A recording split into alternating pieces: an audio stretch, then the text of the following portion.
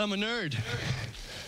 And I'm here tonight to stand up for the rights of other nerds. In the 1984 comedy, Revenge of the Nerds, 2 computer science students suffered persecution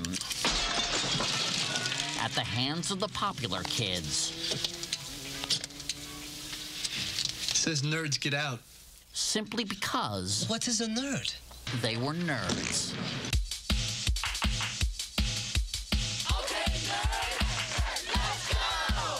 25 years later, revenge hardly seems necessary. Nerds today are doing just fine. It's not that being a nerd is suddenly trendy. The idea of geek chic, epitomized by rocker Elvis Costello, goes back to the late 70s. It only took my little fingers to blow you away.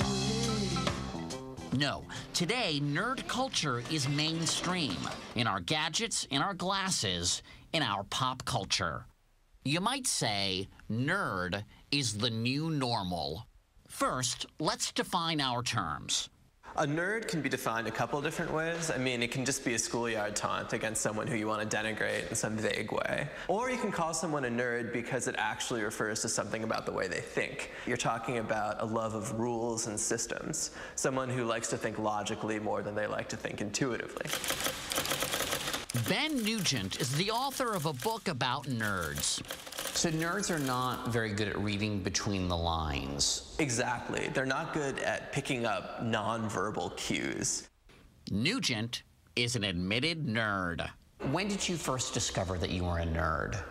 I think when people started to throw things at me and shout, "Hey, nerd," which probably came around age 7 or 8, I want to say, for the first time. Throwing things and calling you a nerd, that was very literal. Yeah, exactly. So you were able to understand what they were saying. Maybe they've been dropping hints for 5 years, and it took a dodgeball hitting my head for me to actually have, like, the revelation. Of course, it's not always funny growing up a nerdy kid. I think when I was 9, it was much more of an issue because you've just discovered you've been put in this category and you don't really know what it means. What being a nerd means, Nugent says, is favoring the rational over instinctual, the cerebral over physical, knowledge over gut, and the practical over stylish. One telltale sign? Nerds tend to speak in full sentences and very explicitly. I'm loath to end a sentence in a preposition. Does that make me nerdy? That does make you very nerdy.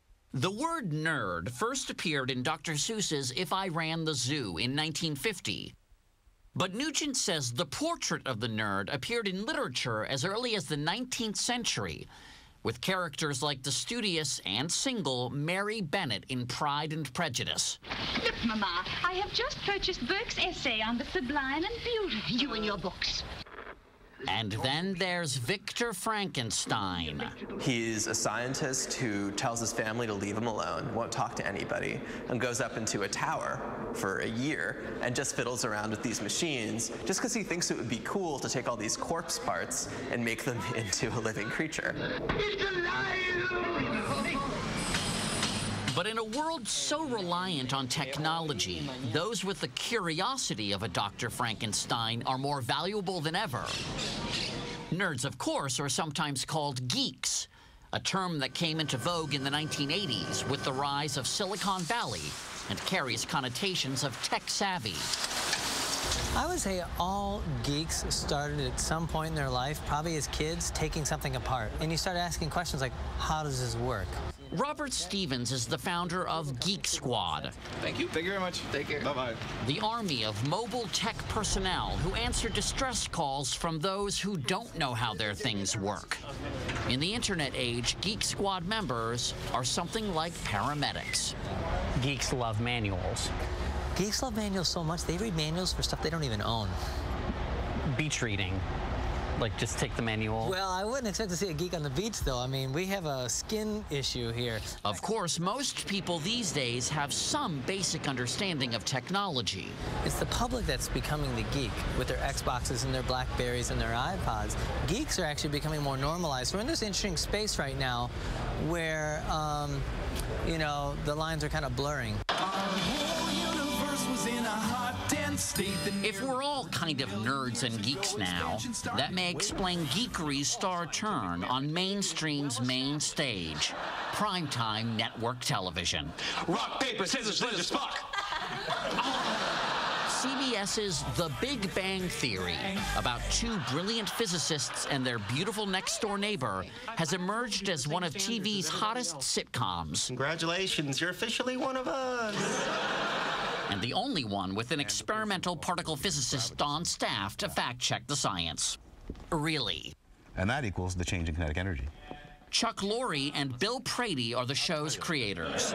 We had talked for a long time about guys I knew back in my previous career as a computer programmer, and who were wonderful, brilliant people that sometimes had difficulty fitting into the real world. He told stories about guys that could figure pi to 80 decimals like that, but couldn't do a tip in a restaurant because there are too many variables. Hey, rolling, slanted. That struck me as a wonderfully different kind of character. Characters that were once punchlines are now sometimes leading men. What's so unusual about me having a date? Well, statistically speaking. All right. Jim Parsons and Johnny Galecki are two of the show's stars. You guys are the leads in a really popular series, and you're socially awkward. I think it's cooler than being hip and vapid. You're absolutely right. So socially awkward is the new... Well, geez, I don't want to say cool or... The new little black dress. New little black dress. And these days, socially awkward doesn't mean hiding in your parents' basement.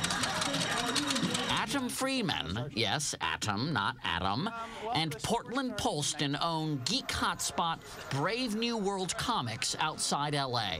I think everybody wants to be a geek now, whether they realize it or not. Every TV show, every movie, all the games and books on the shelves are kind of based out of comic books right now. Comics are where it's at. Comics equal geek. Geek equals cool. At this geek singles night, those looking for love came to flex their pop culture muscles.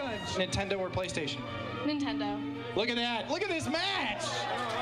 Why do you think that more people are comfortable with the label and willing to take it on? Because geeks are bazillionaires. I mean, come on. What richest man in the world? Find me a bigger geek than Bill Gates. Seriously. But even if nerds have more power than ever before, Ben Nugent isn't ready to declare victory just yet. It's still a cool kids club. I think you still need cool kids skills to get to the top in most situations. And by that, I mean the ability to project confidence and to make conversations run smoothly so that people have the illusion that they know you even when they don't. Nerds and geeks may be mainstream, but cool? That's something else. We still don't want to be like Bill Gates, even if we have his money.